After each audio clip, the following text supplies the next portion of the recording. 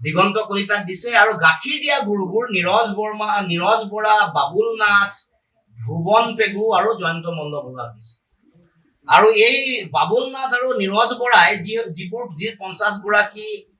50জনী গাই কিনিছে, সেই গাইসকলে আমি প্ৰশ্নহে কৰিছো কেনেবাকে কন্যাকাৰ চাহিদা বৰ্ধন কৰিছে নেকি? আমি নাজানো, সেইটো মুখ্যমন্ত্ৰীয়ে জনাব লাগে। আমি নাজানো, খালি প্ৰশ্নহে উত্থাপন কৰিছো যে 50জনী গাই যি বাবুল নাথ আৰু নীৰজ বৰাই কিনিছিলে, কন্যাকাৰ কেনেবাকৈ চাহিদা বা শোভা বৰ্ধন কৰিছে নেকি আমাক জনাব লাগে। এতিয়া কিছুদিনৰ আগত জয়ন্ত মল্ল ডাঙৰীয়াই যেতিয়া আপোনালোকক খুব বেয়া ব্যৱহাৰ কৰিছিলে সাংবাদিকসকলক, তেতিয়া কৈছিলে যে তেওঁলোকে বহু দিনৰ পৰা ব্যৱসায় কৰে, তেওঁৰ পত্নীয়ে এই গো পালন বা দুগ্ধ উৎপাদনৰ ব্যৱসায়ৰ লগত জড়িত, 2 লাখকে টকা তেওঁ ইনকম মাহেকীয়াকে কৰিছে। আমি বেয়া পোৱা নাই, ভাল পাইছো। এগৰাকী উদ্যমী মহিলাই কাম কৰিছে, আমাৰ বিশ্বজিৎ ফুকনৰ এপেক্স বেংকে ঋণ দিছে, এইটো বেয়া পোৱা নাই। তেওঁৰ ছোৱালী পঢ়া শুনা কৰি আছে, পঢ়া শুনা কৰি থাকোঁতে 1.5 লাখ টকাকে দৰমহা পায়, সেইটোও বেয়া পোৱা নাই। ঘৰ লেঠা ঘৰতে মাৰিব লাগে।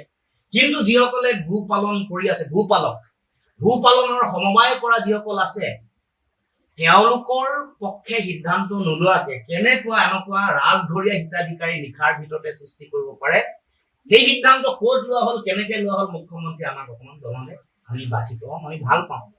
মুখ্যমন্ত্ৰী এই কথা আমাক জনাব লাগে।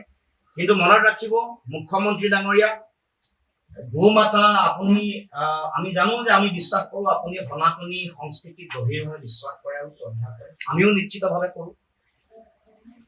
যেতিয়াই গো মাতা বা গৰু বা গাইক লৈ যেতিয়াই ৰাজনীতি কৰে, যেতিয়াই সিন্ডিকেটত জড়িত হয়, যেতিয়াই এনেকুৱা ধৰণৰ অনীতি, দুৰ্নীতি, এনেকুৱা ধৰণৰ অনিয়মত যেতিয়াই জড়িত হয়, তেতিয়াই কোনো মানুহে ইতিহাসত নিষ্ঠাৰ পোৱা নাই। মই ইতিহাস কৈ দিব খুজিছো। দিলীপ শইকীয়া হনুমান, প্ৰফুল্ল মহন্ত, ৰাজেন বৰা, নকুল দাস, লালু প্ৰসাদ যাদৱ আৰু ৰাবৰী দেৱী।